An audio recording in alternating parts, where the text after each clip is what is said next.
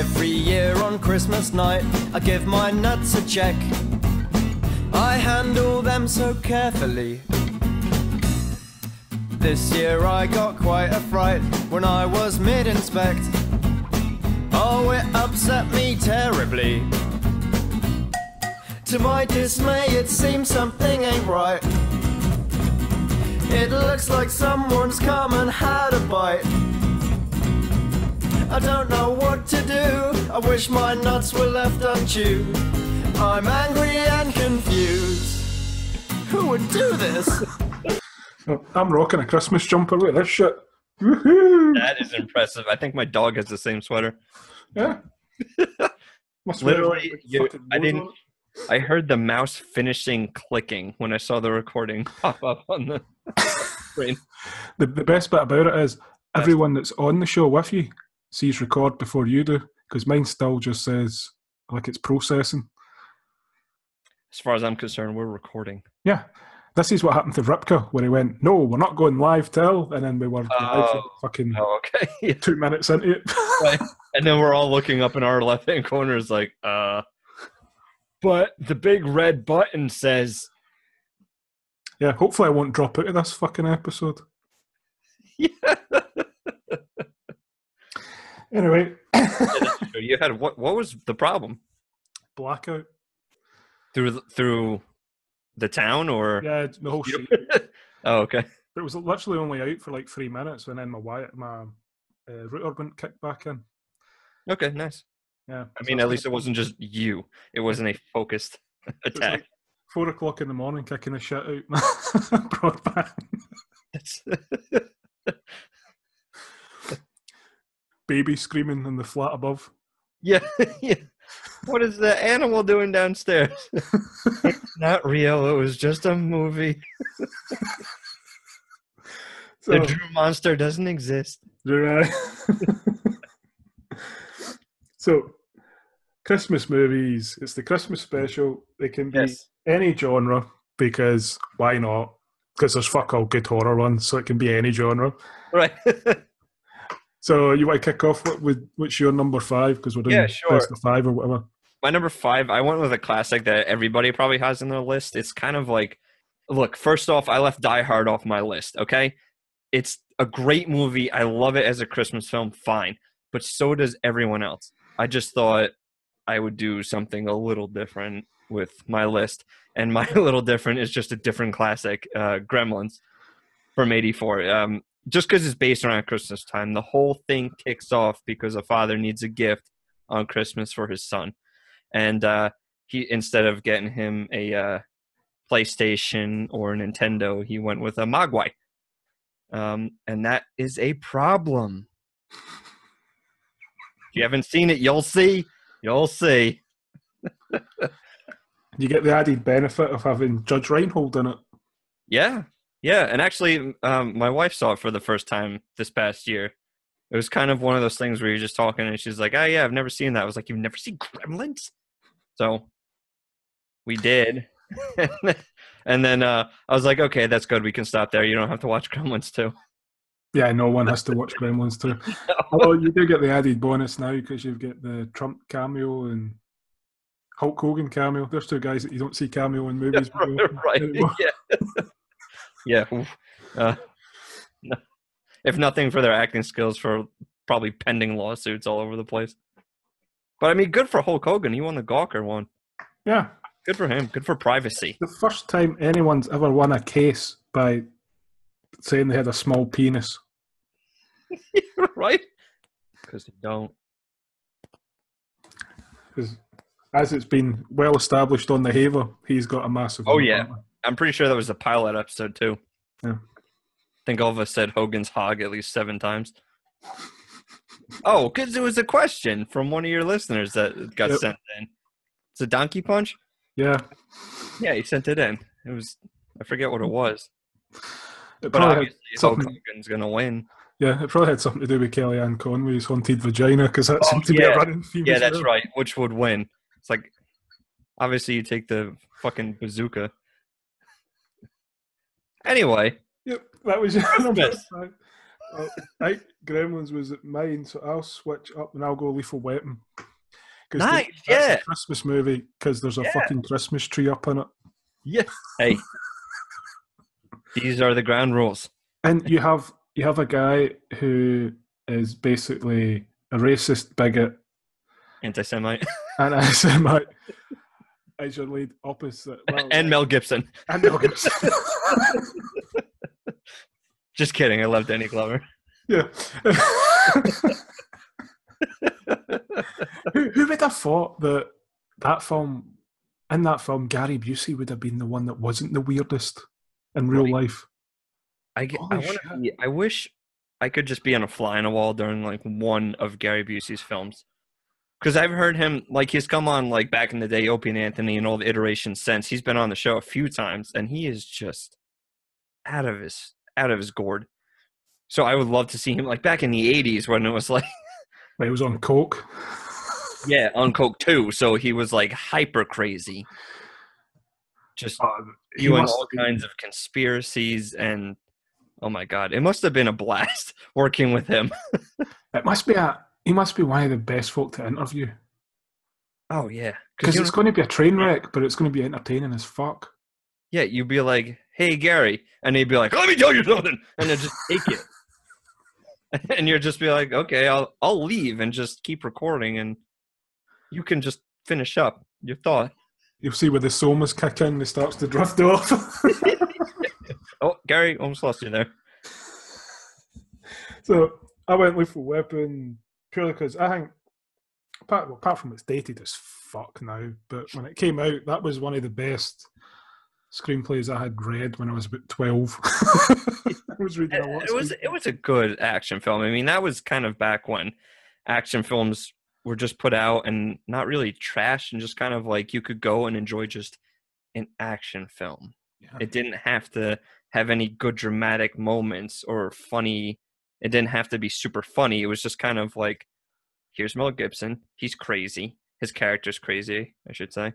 Yeah. And Danny Glover plays it straight, and they try to solve a crime together, and shenanigans ensue, and they kick the shit out of a lot of bad guys. And they did that for 4 films. And not one of those sequels had The Rock in it. Yeah. Which nowadays, he'd be in the sequels. Oof, right? He'd be the Joe Pesci part. Yeah. You know what? They're gonna remake Lethal Weapon. Not the TV series it's on. They're gonna do another movie series, and you can guarantee it's gonna be The Rock and Kevin Hart. Mm-hmm. Absolutely. The only way I would watch that is if they reverse the roles and like The Rock played the straight guy, like straight cop, and Kevin Hart played Riggs, like being off the rails badass. Definitely be a stretch for The Rock to play the straight guy.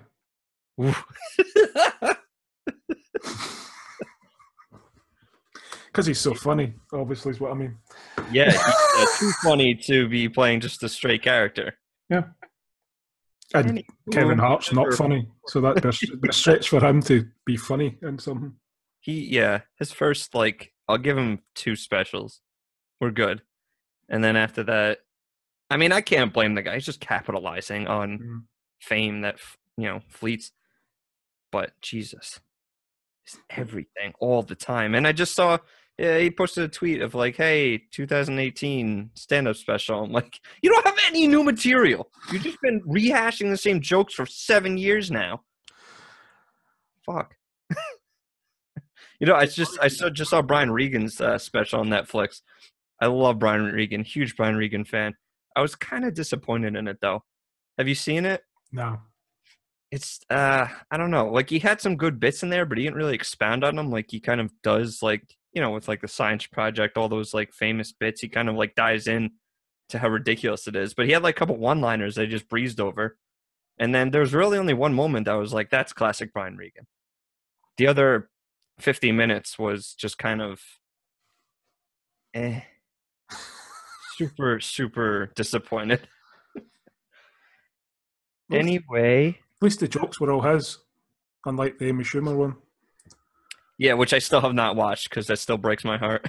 Yeah, I haven't watched it because I don't like reruns.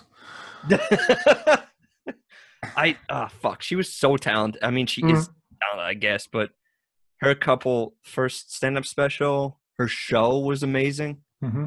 I love Trainwreck.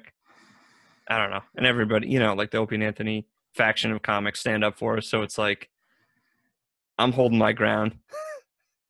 I'm not supporting anybody. I'm not tearing apart anybody on that one. I just like shit talk everyone. What's your number 4? Speaking of shit talking, my number 4 is 2003's Bad Santa. I fucking love this movie. I haven't seen the second one yet, probably because it'll just be another letdown. Yeah. But this first one was so perfect because it's just like, it was Billy Bob Thornton kind of embracing like his crazy period, I guess, when he was like just openly drunk every day, was doing that weird thing with like Angelina Jolie and all this kind of shit. It's just a funny movie, and it is a Christmas movie because there's not just like one tree in it. It's like him as Santa, and he's a bad one. It's funny. It's a really funny movie. It's definitely blue. It's not a kid's movie, but it's enjoyable for adults. It's like the good, because Christmas time is flooded with horrendous movies all over the place. Like the Hallmark Channel should be burnt to the ground for all the shit that they put out. This is actually an enjoyable adult Christmas film. I mean, if you haven't seen it yet, I don't really know what you're doing with your life. Yeah. Yeah, you tell me the Hallmark Channel. There was one on the fucking TV the other day, and it had some wrestler guy in it. You're like, so they've hired a wrestler guy who has no physique, and they've called him Muscles in the film. And you're like, this guy's skinnier than my fucking junkie neighbour, and he's called Muscles. What the fuck?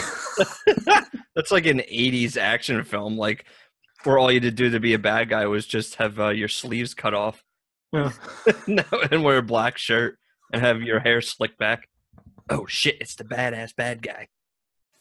That's what that sounds like. You watch the 80s Seagal movies, he was like the skinniest fat guy you've ever seen, and now he's just the fattest fat guy you've ever seen. Now he's just holding on to dear life to that ponytail. Yeah. I'm very proud of this, and I don't know how long it's going to last. I have never seen a Steven Seagal film. They're just always shit. So I was just like, why would I dive in? And he's got like 37 movies. Yeah. And I'm the kind of person where it's like, if I see one, I would have to go see them all. And quite frankly, I just don't want to waste the rest of my life with that. Yeah. I watch enough bad movies. I don't need to. He's got about 37 movies, and maybe 32 of them, the majority of the scenes in it is a stunt double guy. Because for a lot of his movies, if he was like walking anywhere, he'd have them film him from behind, so it could be a guy that just stands in for him, and it's always a guy half his weight, so it's always a skinny guy. It's like the old Power Rangers when it was like 6 foot tall, beefy American, and then the action sequences is 4'10", skinny Japanese, talented stunt double. What? My number 4 is Trading Places, which was made back in the day when Eddie Murphy was funny. Before he tried to do Disney. I think after the second Nutty Professor, I think that's when you saw the drop. So I thought that was great, and then after that, what do you do after that? Dr. Dolittle? Dr. Dolittle movies. Norbit. And then he did like a couple serious roles, but he did a film. He did a film with Martin Lawrence called Life that was all right. Life is okay. But he did that fucking space movie. It had like Pam Grier in it. It was like a crock of shit. Was it Pluto Nash or something? Pluto Nash. The Adventures of Pluto Nash. You show some respect. Yeah, oh God, was that a horrendous piece of shit. I think after that came out, he was like, oh my God, I can have a bad movie. I'm not invincible. I should go away for a while. Yeah, after he was caught with a hooker and he started doing all the Disney movies to rebuild his image, it was just like one shitty fucking Haunted Mansion, then Daddy Daycare and all that shit came out. Daddy Day Camp was one of the worst films I've ever seen. I don't think I finished it. It was with Cuba Gooding Jr. instead of Eddie Murphy. And it was literally the hokiest, one of the worst things I've ever had to witness. That's a guy that just shot his career away. He went from being Oscar-winning actor to Yeah. being in sequels to films that Eddie Murphy's turned down. It was unbelievable. That's why I was happy when I saw him in the OJ FX series because Yeah. he was great. Like no bones about it. He was amazing in that. Everybody was amazing in that series. But then that was last year, and I've heard nothing from him since. I thought my theory is they're doing another FX series. What was it? The People versus OJ. So this could just be the Peoples versus OJ, and it's just about his most recent time when he tried to rob his own memorabilia and went to prison. And they're gonna have all the same people in it: Sterling K. Brown, like everybody. And then Except there's no winning this one. It's just very cut and dry. But he's the same person. He's still trying to be the juice, and everybody's like, "No, just stop. Just go away." yeah, he kind of fucked over Leslie Nielsen a bit, didn't he? Let's be honest, because if he hadn't murdered his wife allegedly and had the whole court case about it, there'd have been another about 10 fucking Naked Gun movies. Probably. I mean, they got 3. And I don't know how much more ridiculous they could have kept going with the title. I think one of the episodes Chris and I just did, it was like sequels we'd want to see, but it was like a second list because we already done one. Yeah. And I think, oh no, I did Airplane, but I used like the Naked Gun kind of mantra for the title, so it was like, I think it was Airplane 3. So the one after the fourth one, preceding the fifth one, before the second one, and after the first one, like something like that. I feel like that's where they would have ended up going with the Naked Guns. 2.5, 33 1/3. 33 1/3, yeah. 44 1/4. Like, what were they? And the bargain bin. My number 3 is actually the one I just watched last night. I completely forgot all about it. I was doing research for what good Christmas films to watch because I didn't really want to keep watching the same ones. It was The Ref, 1994. It's Dennis Leary, Kevin Spacey, way before all this bullshit with Kevin Spacey. It was funny. It was cute. Like, it wasn't anything crazy. It was a Christmas movie. It's about a couple that wants a divorce. They're bickering and fighting the whole time. They get kidnapped by a house thief, which is played by Dennis Leary. But they keep bickering the whole time. There's like a family dinner they have to attend and all this kind of stuff. So it doesn't really hit like a fever pitch. It's really just kind of a family drama film, but it's funny-ish, a lot of it. It's enjoyable. Like, it's one of the ones I'll probably keep watching once a year. I love Dennis Leary. Like, I'm a huge Rescue Me fan, so this was like pre-Rescue Me. If you know anything about the show, Lou showed up in it at some point, so I squealed, I think, when Lou showed up on screen, and my wife was like, the fuck? So the Ref was enjoyable. It's if you don't really expect anything going into it, I think you will enjoy it. Don't expect Oscar-worthy performances. It's kind of like Home Alone, but grown up. Yeah. It had that kind of a feel to it, where it was like, it was never really dangerous. It was never really edgy. It was just kind of like quirky and enjoyable. Is that the one he did just after Demolition Man? Yes. When was Demolition Man? 93? 93, I want to say. Yeah. Talk about Oscar-winning performances. Yeah, well, the Oscar-winning performance was that Kevin Spacey was interested in his wife. Yeah, but not his neighbour's kid.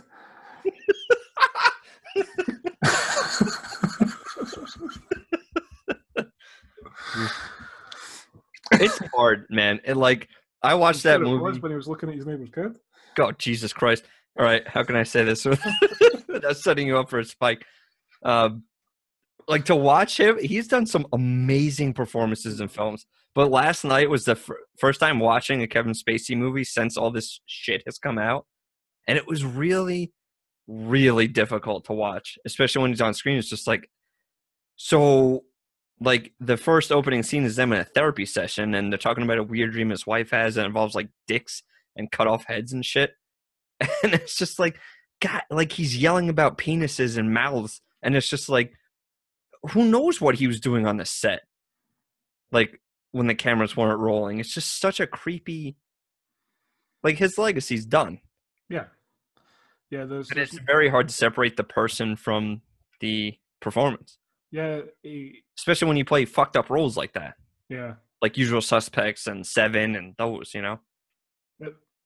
He could have come back from the bullying and all that he apparently does on set, but the moment it's been found out he's a child molester, that's his career fucked.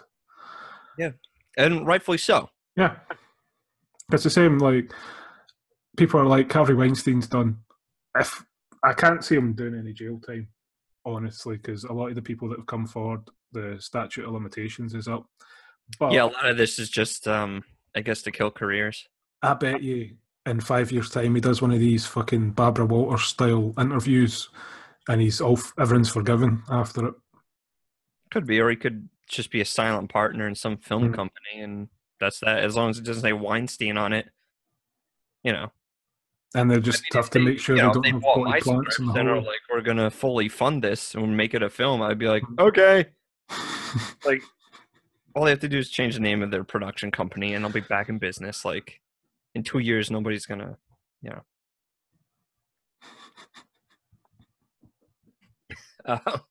Oh, that was my 3. So what's your 3? I'm going.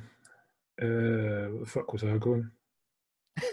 Nowhere. I was going Elf. That's what I was going. Okay, nice. Yeah. I was going kid-friendly movie after talking about Kevin Spacey. Yeah.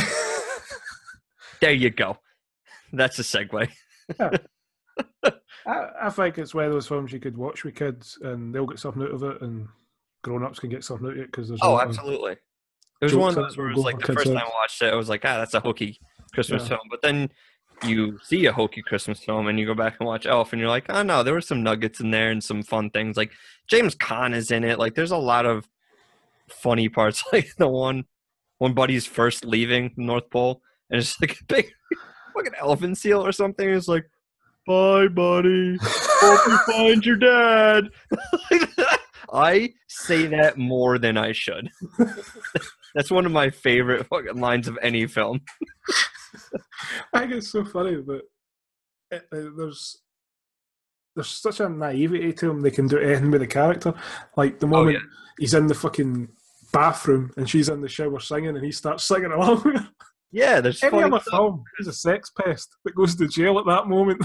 Yeah, so it's kind of like what South Park can get away with animation. They can get away a little bit in Elf because he plays this completely oblivious, nice character. Like he only wants to be happy and make other people happy and find his dad. So when he's doing shit like that, that's a film that they can't make a sequel to purely because of the films he's made since. Yeah, but he's so much like older and fatter now. Yeah. I mean, I guess you could, but it's be very weird seeing him go from like fucking Step Brothers and stuff and then go back to something like that. Yeah, because that was what, 2003? Yeah. Is that right? Yeah, so. Well, he just did a Christmas movie. Blades of Glory, Talladega Nights, like literally everything. Every Will Ferrell film is after that. Including bombs like Land of the Lost. Oh, Jesus, yeah. Yeah, that was... I watched that expecting like just kind of a whatever hokey date night movie, and it didn't even hit that. Like Will Ferrell and Danny McBride, you would think would have something. Yeah. And it had nothing. It kind of makes the new Jumanji trailer look good if you watch that film, and it's probably the same script. That is probably going to be the funniest role Jack Black has played since Tropic Thunder. Yeah. Like that is the perfect Jack Black role where he's not unhinged crazy Jack Black, where he's like has a purpose in the film. Like in Tropic Thunder, he was kind of like just the joke about like he was an Eddie Murphy, like the joke comedian kind of trying to do a serious role to resurrect his career. And then this one he's playing a girl, basically. I would almost watch it just for Jack Black. I'd almost watch it if someone paid me. So I fucking on the podcast, Chris was like, he was telling me how they cast the Aladdin movie, and Will Smith is playing the genie, and I was like, how? How the fuck? Okay, one, you're playing a character that Robin Williams played. Don't you think the first thing they should do is see if there's any clippings or, you know, extra lines that weren't used, or just use his original lines from the film. Do something different and creative. Like, that was such a Robin Williams character. Like, that was the first time in Disney animation where they had him do the lines and they animated around him. How are you going to replace that with Will Smith? At least have a comedian who can improv do the genie. Something. I would say Louis C.K., but not now. No. Just, I don't know. I'm sure it'll be fine, but it's not going to be Robin Williams. Yeah. There's got to be something they can do where they can resurrect that character because he is the genie in Aladdin. Yeah, for me, it's a weird casting choice because, let's be honest, Will Smith's 10 years past actually being, you know, bankable. When was the last fucking time he was in a movie as the lead that was good?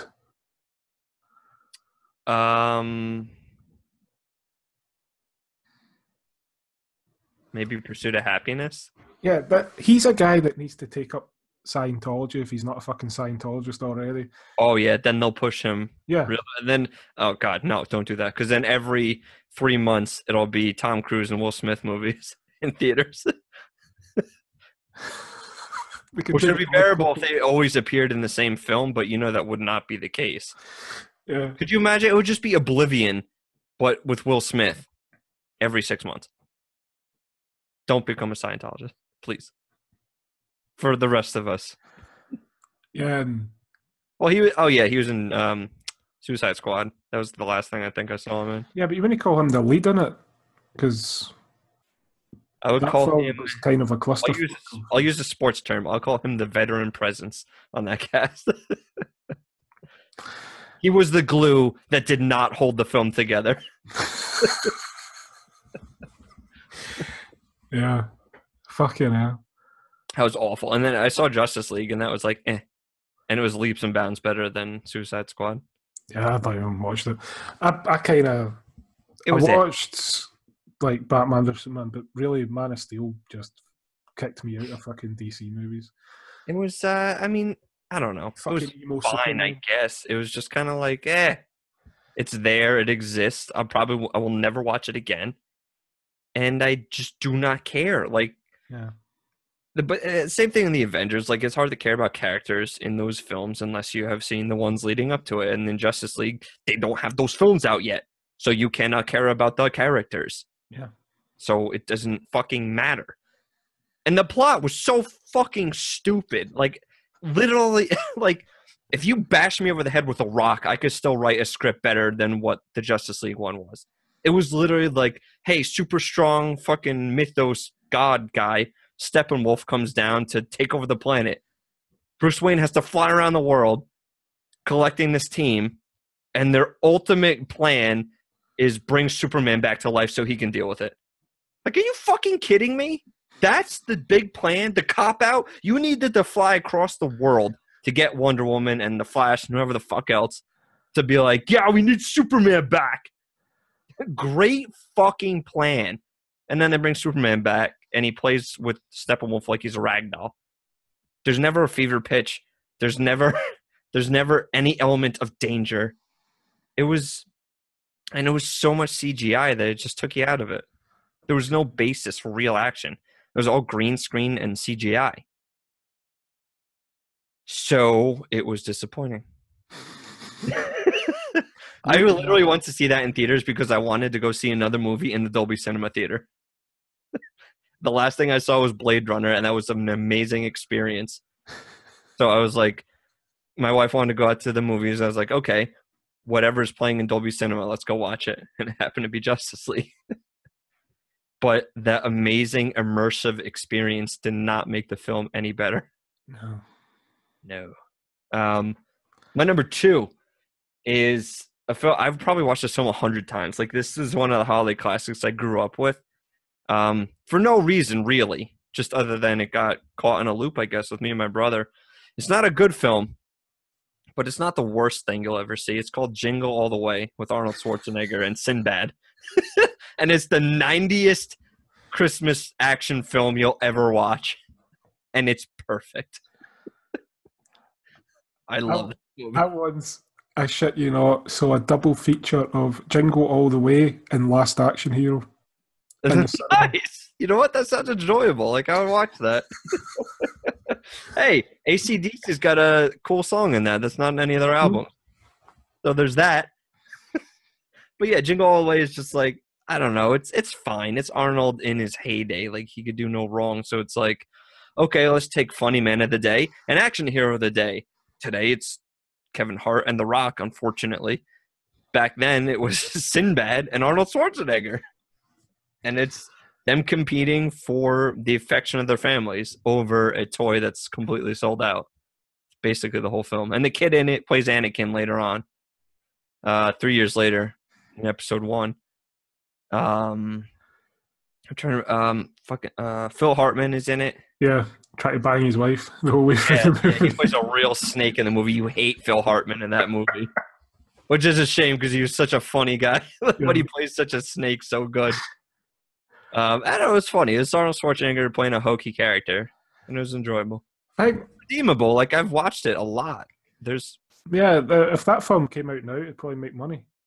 Oh, absolutely. Arnold could do a film like that now. Just substitute him as a father instead, and he's a grandfather. Yeah. Jingle All the Way, too. Jingle half the way.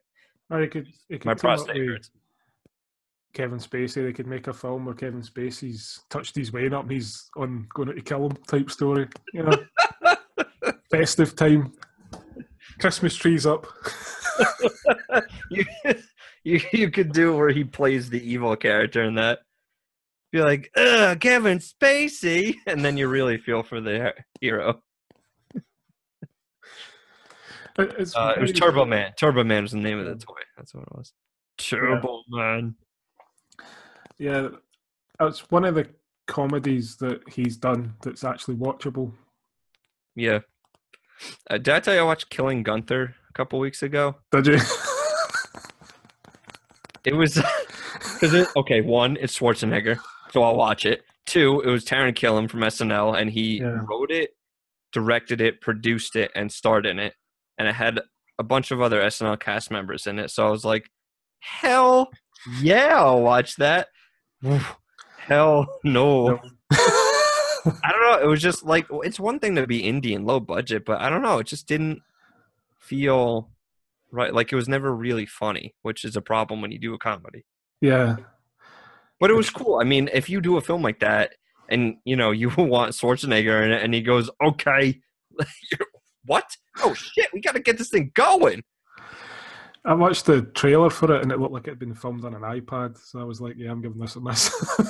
I had no idea it even existed. And again, it just popped up on the Amazon queue and I was like, what is this?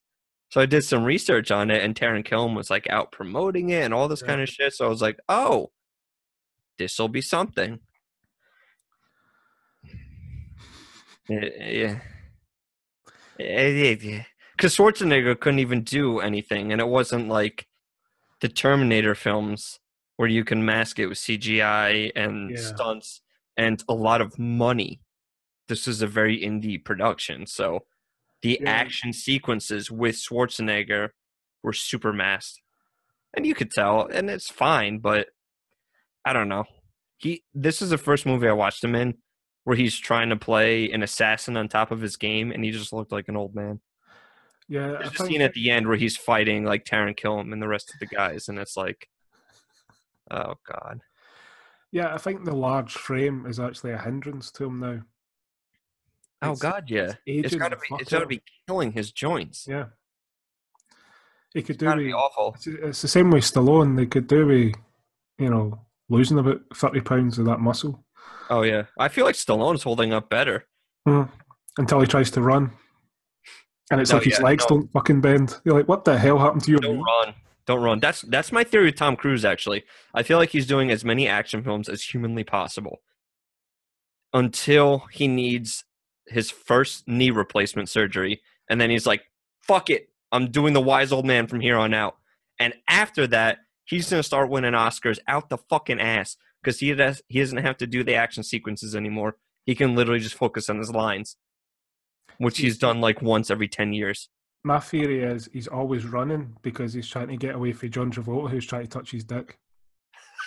Well, that's it. You don't have to run for that. Like, what kind of shape is Travolta in?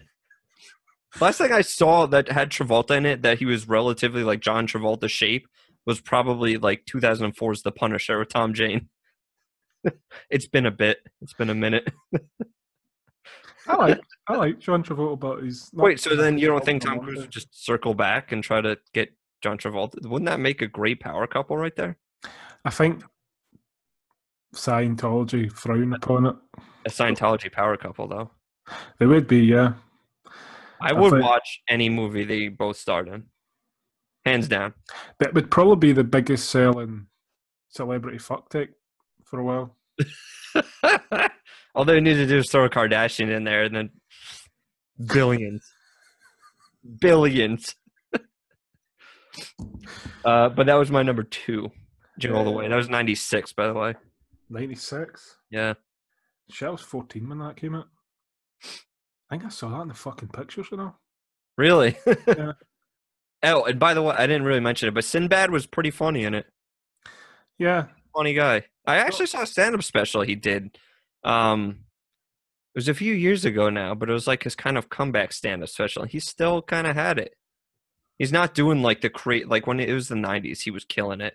He's much older now, so he's just kind of taking it easy, but he's still got it. He's still funny. And he was funny in that too. Yeah, he was like the perfect complement to Schwarzenegger in that movie. Yeah, and he had decent size, so he looked like he could do something. Yeah, well, yeah, he's just as tall, I think, as Schwarzenegger. Not taller. Yeah, that's a film that could get remade fairly easy. And the fucking remake culture that's at the moment. Yeah, but like I said, I don't want to because it's just going to be The Rock and fucking Kevin Hart. Like, that's either that for them to do. Or they would go the opposite route and not hire an action star guy. They would go like Robert Downey Jr.'s like a shithead dad. And he has to get this toy or his wife's divorcing him type thing. That's the kind of the route they would go. I agree with that. That was his first film after like the whole Marvel contracts are up. What are you doing now, Robert? I'm doing a remake of a Schwarzenegger comedy. You don't have a very good manager, do you, Robert? To be fair, it would be better than the fucking Judge. Oh, I didn't see that. Wasn't that with Smells Like Napalm in the Morning? I love it. Yeah. Jesus Christ. Robert Duvall. Thank you. Wow. Great cast. It's actually good for about 40 minutes and then just goes to shit.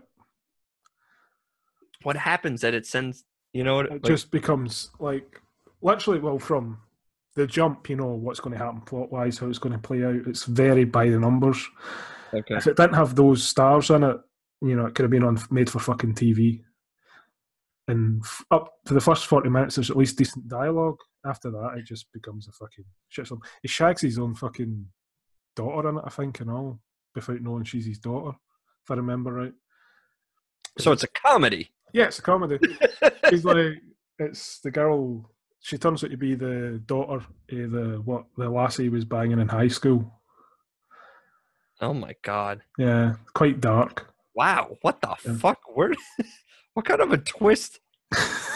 Like, who gets that in? He gets together with her mum at the end. Spoilers. So that's creepy as well. Yeah. How does that work? That's Hollywood. To them, that's normal. That's like, hey, I banged you, and then I banged our daughter, and then I'm banging you again. Is that cool? Yeah. What? Get the fuck out of here. Yeah. This is a cheery movie. My number 2 is Planes, Trains, and Automobiles. Oh, I love that. That's technically a Thanksgiving one, though. Yeah, for me. We don't do Thanksgiving, so fuck it. It comes on at Christmas over here. Okay. Oh, we're not exactly thankful because, let's be honest, the English get killed during that whole fiasco. So yeah. we're thankful in Scotland because for a change, it wasn't us having to fight them. But yeah, we're not thankful for that situation. That's a great movie. I love that movie. Yeah, it's like from the era when John Hughes couldn't do any wrong. Yeah.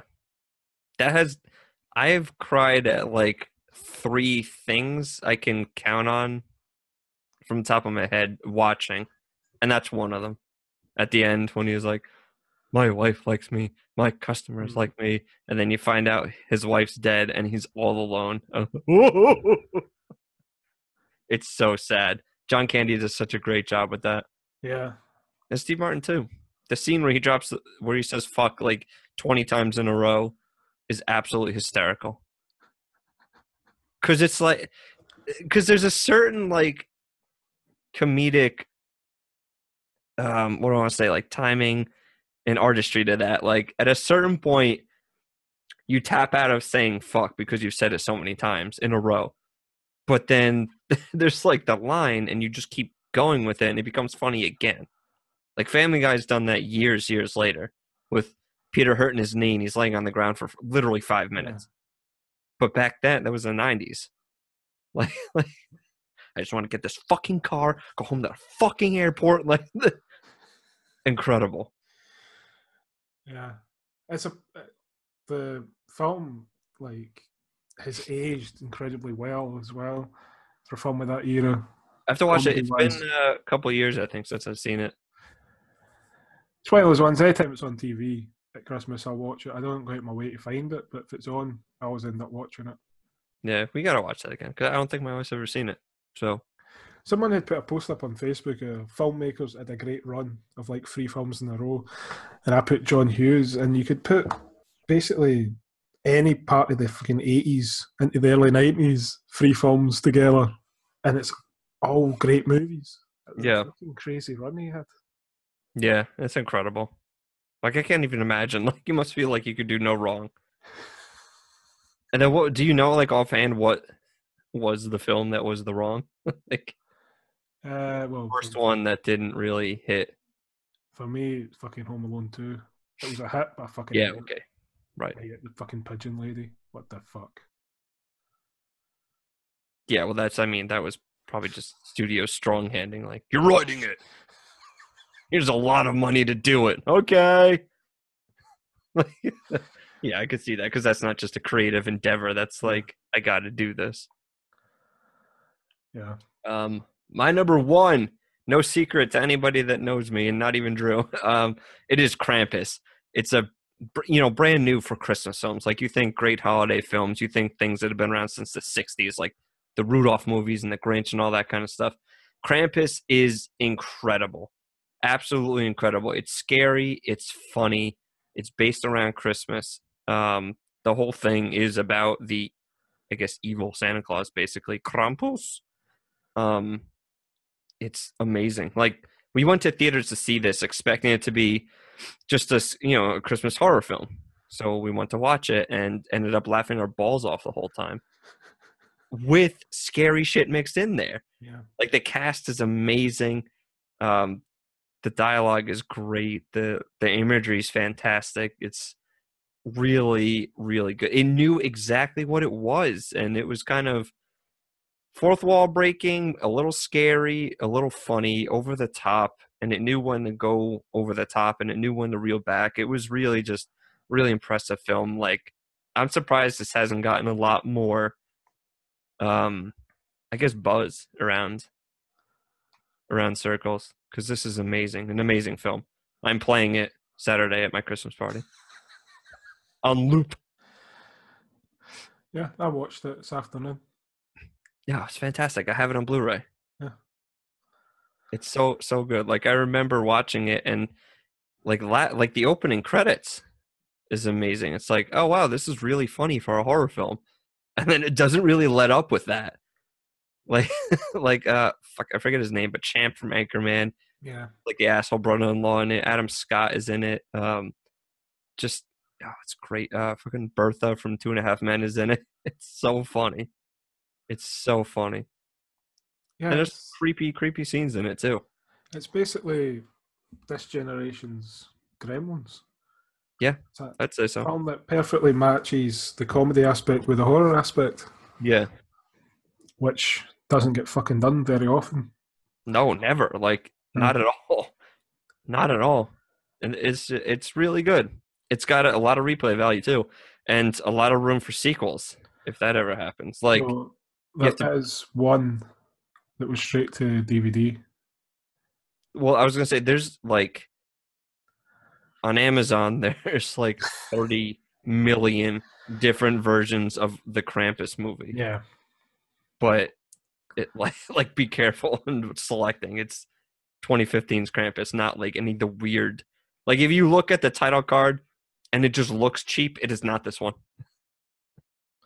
Yeah, if it's like got people in it that also sidelining porn as the stars, yeah, it's not the right film. If it looks like a Yeti instead of Krampus, then it's not the right film. Have you went down the rabbit hole of watching any of the others? No, I can't bring myself to do it. I just can't. Like with this one to live up to. Like even if I know it's going to be bad, I don't know. There was one, and it literally has one of the fucking Cosby kids from like the Cosby Show in it, and you're like, Really? I thought this guy was dead. Is it Jamal? It is? You're like, he's playing someone who takes crack, but I think he just turned up on set like that. What the fuck? It's called method acting. He's been method acting for 30 years for this role. Or meth acting, as it's also Yeah, there you go. You know what? I really kind of want to watch one of those now. Oh, just to know it's a bad Krampus impression, but hey, it's Christmas time. If there was ever a time to watch one of these. It's like, it has so many rip-offs of it. The same as like Sharknado has a shitload of rip-offs. There's like one that's about fucking wasps. It's like Wasps Nardo. It's the same film, but with wasps that are huge. You're like, what the fuck? Christ. I fucking hate Sharknado. I hate all those movies. I despise the fact that you can make a shit movie on purpose and have it make money. That is fucking horseshit. That should not be allowed. Like that should be shut down. I was offered the guy that created Sharknado as a guest on my podcast to launch it, and everyone was saying, "Oh, that'll be a massive fucking show for you to launch," and I couldn't bring myself to interview him because I would just be calling him a fucking cunt for making that. Right, like you could try to be genuine, but at a certain point, it's just like you're intentionally just trying to fuck everyone that's even attempting to get into the industry or do anything like noteworthy. In the process, you've killed the horror genre. Yeah. I just, oh my god, because it dumbed it down so much. Yeah. So I kind of blame him and Eli Roth are the two I kind of blame. But at least like Eli Roth does like, or should I say, like attempts actual film. You know what I mean? Like a good film as well, which is annoying. Yeah, like made with the cannibals. Yeah, the Green, what was it? Green Inferno? Green Inferno, yeah. Yeah, that was fucked up. But that's actually a movie. Yeah.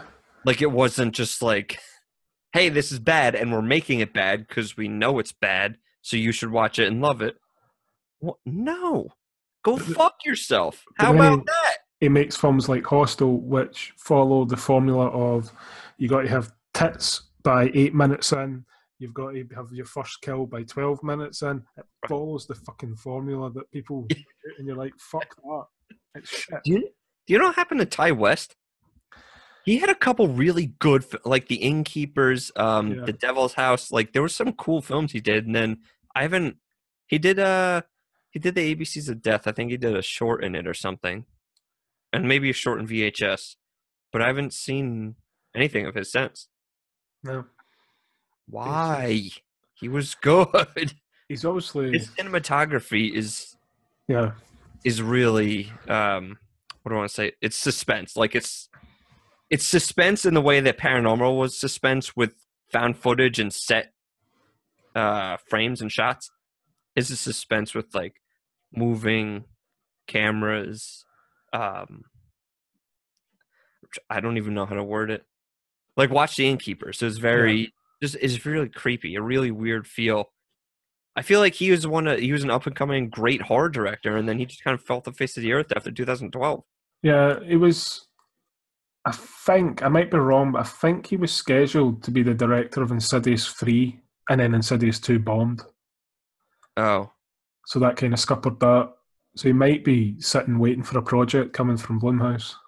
oh, I just watched a trailer for the I think the last Insidious they're doing, the fifth one, the last key. Yeah. Look creepy as shit. Can't wait. My boy, James Wan. Yep. That'll be one I see and don't sleep. You wonder how many more horror films he's going to make after doing Aquaman. Yeah,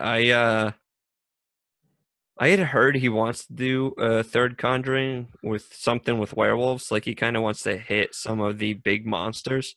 Yeah. So that would be amazing. Like to do, because An American Werewolf in London was great. I like The Wolfman, but it could have been so much better. But like I can't think of really other great werewolf movies like Dog Soldiers. I guess The Wolf if you're a huge Jack Nicholson fan. But like to see James Wan do a werewolf movie, Yeah. that's incredible. I cannot fucking wait if that's where he's actually taking another Conjuring. Yeah, the only other werewolf movie I can think of off the top of my head is The Howling, but that's only because of the transformation scenes. Right. The rest of the film shit, but the transformation scenes were quite good. Yeah. Oh, they're doing a creepy nun spin-off or offshoot from The Conjuring. Valak. Valak's the name of the nun. Kind of showed up a little bit in Annabelle Creation, just to tease at the end. She's in the end credits. We went to Vegas for vacation. Goddamn, probably a month ago at this point. But I watched Annabelle Creation again on the plane, on the a crappy little plane screen, and while everybody else is like on edge and jumping at turbulence, I'm jumping because the nun's like in the corner or whatever. Such a creepy movie. Yeah, good shit. Not a Christmas movie, but nah, there's nuns in it. Yeah. Conjuring 2, the nun is a big part of it. You should watch that for Christmas. There's a lot of good Christmas movies. If you want like to go the comedy route, there's The Passion of the Christ. That's fucking hilarious.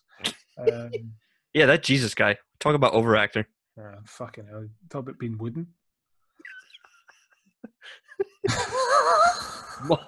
How many fucking listeners has that just turned off? To be fair, I don't think anybody's watching or listening to this that's like a very religious person. No.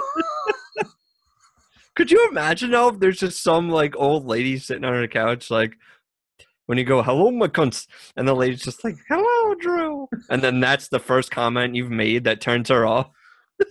Like, watch your downloads this week; it'll drop by 1 because there's that lady that you just defended. I find that even more by saying he wasn't even Christian; he was a fucking Jewish guy. Yeah, he was Jew. He was Jew. If you're a Christian and you like Jesus, you're offending him right now. You should be Jewish. So there's the obvious. He was a religious entrepreneur. He created a different religion. He was like Scott Doucette. It's kind of, I mean, they both have big beards. He created a spin-off religion about him. Exact same thing. Yeah. Yeah. But yep. I think they're probably he's got the shitty pirate thing covered, right? They don't have to do another Pirates of the Caribbean. It's over now. Pirates of Canada going on.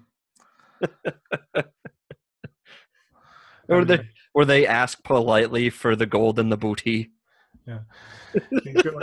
No, we're gonna keep it. Okay, we'll just keep on going then. He's 1,400 people in his group and only 5 of them fucking comment because the rest are bots. Yeah. Yeah. Like, I don't think Josh Smitherson's a real person. Or John. Join Facebook in 2017 has 2 pictures and 1 post. It's like the Facebook fucking profile that keeps trying to send me friend requests. He's called John. and it's like a picture of a woman. I'm like, I'm sure this isn't a real person. John. That sounds like the next taxi driver for Indiana Jones. Where you go, Mr. Jones? Short around my father.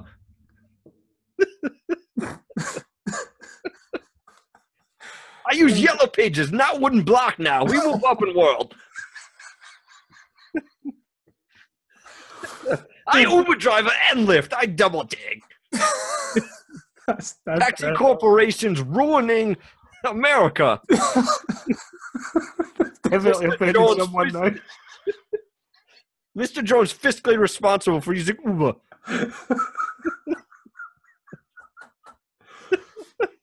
So there's like the obvious Christmas movies you could pick, so like Die Hard and all that.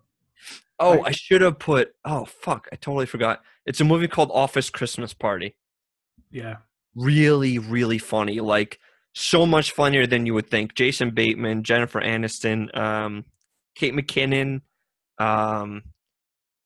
Just going off the top of my head, there's so many people in it. And it was actually a really, really funny Christmas movie. That really should be my. I'm not going to say number one. I'm not going to knock Krampus off. But it's up there. Like, if you haven't seen it, really, it's worth it. It's one of the few holiday-themed comedies that come out and is not just total shit. Like, Four Christmases or Christmas with the Cranks or, like, you know, when they take a comedy guy and throw him in a Christmas movie, this is not really that. It was really funny. And it was offensive. Oh, TJ Miller's in it. Like, it was a rated R comedy, but based around Christmas time. That was really funny. I remember that. I was blown away by that one. Because I didn't expect it to be anything. Because something like that gets a theatrical release and is gone in 2 weeks. And you're like, I don't know. It must not have been good. So then naturally, I will rent it and see what happens. Yeah. Yeah. I don't know why, because it's not fucking remotely a Christmas movie, but every Christmas I watch Barton Fink, and I don't know why. It's just fucking random. Every character in it's Jewish. So that's kind of Christmassy. It's just a weird movie. Yeah, it's weird as fuck. Really I've not weird. seen it. It's basically set in the 40s, I think. A bit of screenwriter, and it's John Goodman's in it. And what's his name? John Guy who loves feet. Turturro. Yeah, John Turturro. Yeah. Guy who loves feet from Mr. Deeds. Yeah. That's the best reference ever. Oh, I couldn't drink water right now. Well, that's okay. It's a blind punch. I would have went Miller's Crossing or something, but yeah, that's a good reference right there. You know, you're talking to me. This is my wheelhouse. I make references from films that are not all that great as my go-to to make points. Yeah, could have been worse. You could have said the guy that played Monk's brother in that TV show. Oh, fuck. You know, I mixed up him and the guy who... shit. We just did this on one of our episodes because I mixed it up. He was like the van correspondent. Do you remember True Lies? Mm-hmm. He was the guy in the van giving intel. You know who I'm talking about? Yeah. He was in True Lies and... oh, fuck. Are we talking Tom Arnold? No, not Tom Arnold. I know Tom Arnold. Because that's a weird one to mix up. Yeah, no, I don't think you could mix up Tom Arnold with anybody except for his ex-wife. Shit.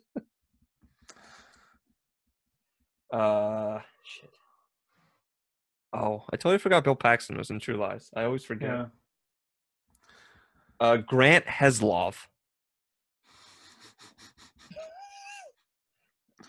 Oh, he was in The Scorpion King. Okay, that's what I know him from. He was in Argo, Leatherheads. He's a character actor. He's been around forever. So, yeah, no, Scorpion King. Yeah. That's really what I would know him from. Scorpion King is a good rock movie. That was like... There's like several rock eras. That was like back when WWE superstars went into film. they would have to do these really shitty action movies Yeah. to eventually get other things. So somehow he got like the Mummy, second Mummy with Brendan Fraser. And they must have felt so bad about the CGI that they did the end of that film. They gave him his own spin-off. And the Scorpion King was not bad. I mean, it was PG-13, so there was literally no blood. And it was The Rock doing wrestling moves with a very long ponytail. Yeah. But it was like the period where he was like just kind of beefy, not muscle yet. Yeah, it was before the steroids. Yes, exactly. And then since they've done 3 Scorpion King sequels, I am proud to say I have not seen any of them. One has Lou Ferrigno in it. Really? Yeah. Well, the first Scorpion King has Michael Clark Duncan in it. You're saying Lou Ferrigno's in a sequel of that? Talk about steroids. Got the Hulk. Talk about me watching bad movies. Here we go. I think fucking Randy Cotier is in one of these too. Yeah. Hamming it up, something rotten. God damn it. Now I have to watch. What do I have to watch? I have to watch bad Krampus films and Scorpion King sequels that do not star Dwayne The Rock Johnson. Should be interesting. Thanks, Drew. People wonder why you've got a drinking problem. Yeah, right? I'm empty. That's why I have to rewatch films. What was it? You had a description of like drinking a fifth of whiskey, but like you have to go halfway, and then you cannot go a millimeter over halfway because that is the tipping point and not the sweet spot. Yeah. Or if I drank a half a bottle of whiskey, I'd be on the floor. Yeah, for me it would depend on which brand. I made the mistake of drinking probably more than half a bottle of a sipping whiskey live on air. That's the one I puked on the carpet right beside myself. Live? So Yeah. You started recording, it was full. It was full, yeah. The first drink was at the start, and then an hour, 22 minutes in, I was literally almost passed out.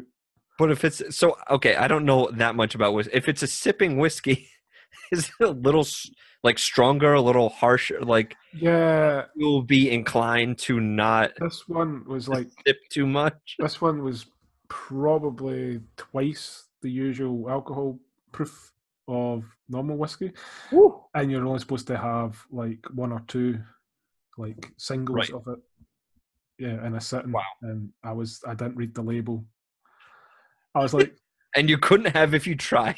Yeah, I was like, this tastes like you could clean dishes with it. This'll do. This shouldn't make the pain go away.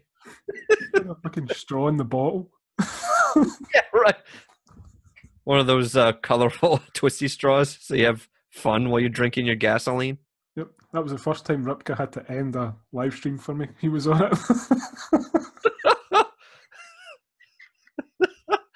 I'm just picturing that in my head, like you just being like, and just diving off camera, and then Ripka being like, "Alrighty then." Well, Like, he tried to carry on. Doug Richardson was on. He wrote Die Hard 2 and Bad Boys. He was on it with us, and he's like, "I think Drew's puking." Like, don't call it out. Yeah, right. You were trying your best to mask it.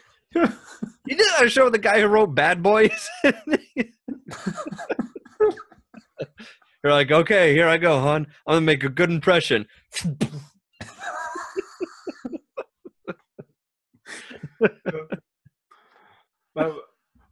Is he also? Does he have a part with the third Bad Boys that they're trying to put together? I don't know. I think they officially signed on for it. I just haven't heard anything else. I'll find out. He's going to come on and do pros and cons with me. So nice. Amazingly, he's coming back on a show with me after that. He's gonna come on, like be like, "Buddy, how you doing?" Why are you still wearing a Santa hat in March? And you'll be like, "It's a March." I closed my eyes. It was December. Yeah. And I might put up my fucking episode I did with that TJ Basham guy at some point just for a laugh as well. Oh, so that was fully recorded.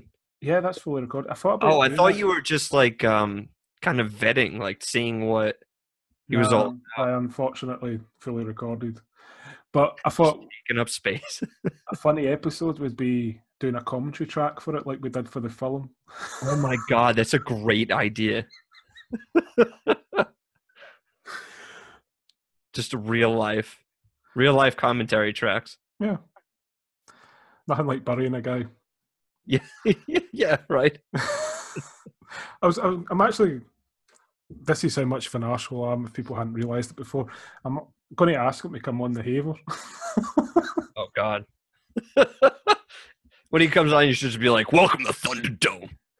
It's like everyone he's screwed over is going to be on the show with me. Yeah. Oh my God! Just be like Maury. Be like, "Bring him out." Here's your ex-wife. Make a really bad, like, just chain locking sound, like, welcome. Somehow freeze his screen so he can't exit. Well, but I could go hang out, so he probably can't anyway. Yeah, I can't figure it out. I usually sit for a while going, why is it not leaving? Hey, leave. Get out of here. Yeah, so you said you were talking to him about like screenwriting for the pros and cons of the screenwriting. Yep. Podcast. Doesn't know anything about screenwriting. And you know anything about screenwriting? Typically, you'd want to know something. Yeah. Usually that'd work in your favor. Yeah, I found the best way to deal with that type of guest is to just get them to talk about you. That works. Just reverse. So yeah. How do you do that? Like, it's like, as were you like, so just tell me how great I am. It was like, he was trying to change the subject on writing, like from the start, which was funny because you're on a show about writing and you're trying to not talk about writing. You're like, hey, welcome to Pros and Cons. It's a screenwriting podcast. He was like, how about them Yankees? What? So he then just started talking about all my stuff. So I was like, fine, we'll go that way then. Yeah, absolutely. Like, free plugs for me. That's why you want to release into a commentary track, because it's just him praising you. Try to mask it as something else. Hey, this is a crazy lost episode I had. This guy just praises me the whole time. It's super weird. I'm going to kick him out my group because he was praising me too much.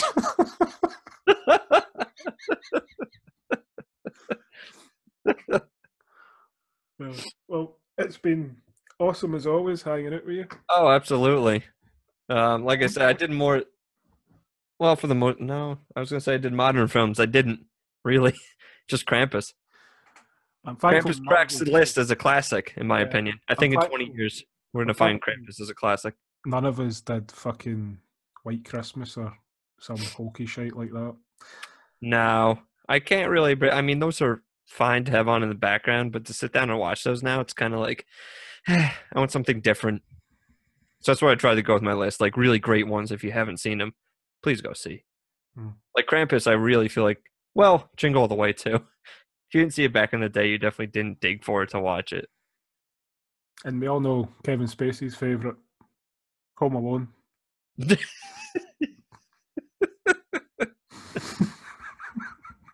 It'll be. Guys, he can't sue you for saying it because people have come forward and said he's done it. So he's got. I mean, at this point, he's got to have so much money that he could just kind of like be like, "All right, fuck it, and just go live in the mountains forever." Well, they could always do what Angelina Jolie did and just buy some kids. It's just he's not doing it. Could it? Wouldn't that be? But no, like I bet you he can't. Like he could go to the poorest third world country and they'd be like, I think we know who you are. Like he's too famous. We know you. We know your MO. Please just leave. Like we'd rather have our children drink shit water than be with you. That would be the ultimate burn. And then you have Kelso pop up out of nowhere and go, burn! There's probably some families around here that fucking take money for him. Fucking hate their kids from this area. Anyway, should probably wrap that up there before we do get sued. You're probably because you were one of those kids. Yeah. Offered to every local pedo. Anyway, cheers for coming on, and to the audience that watched, Merry Christmas.